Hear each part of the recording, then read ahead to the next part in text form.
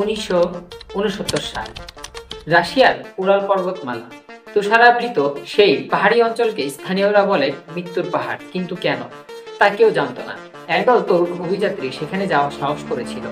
9 জন যুবক যুবতী, প্রত্যেকেই অভিজ্ঞ এবং সাহসী। তাদের দলনেতা ছিল ইগোর ডায়াতলভ।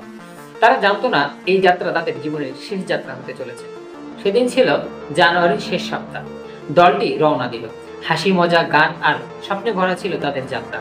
কিন্তু তুষার ঝড়ে তারা ভুল পথে চলে যায়। তারপরই শুরু হয় সেই ভয়ঙ্কর রাত। তাঁবুতে থাকার কথা ছিল তাদের, কিন্তু তাদের তাঁবু পাওয়া গেল ছেঁড়া অবস্থায়।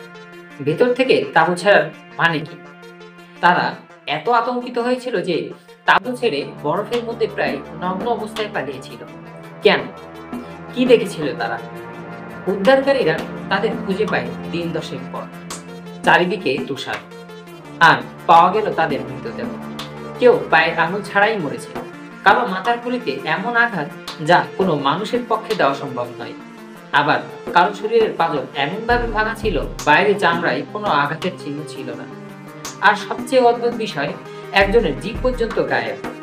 এত ভয়ঙ্কর ভাবে তারা মারা গেল, অথচ কেন কেউ জানে না। তদন্তে বলা হলো তাদের মৃত্যুর কারণ ছিল অজ্ঞাত প্রাকৃতিক শক্তি। কি সেই শক্তি? স্থানীয়রা বলে এটি পাহাড়ের আত্মার অভিশাপ। কেউ বলে এটি ছিল এলিয়েনের কাজ। কেউ কেউ দাবি করে সেই অঞ্চলে গোপন সামরিক পরীক্ষা চলছিল। তবে সত্য কি তা কেউ বলতে পারে না। আজও ডায়াতলভ দুর্ঘটনা রহস্যময় এবং ভীতিকর। এই মৃত্যু ছিল কেবলই একটি দুর্ঘটনা, নাকি সেখানে ছিল অজানা কোনো ভয়ঙ্কর সত্য? হয়তো কোনোদিন জানা যাবে না।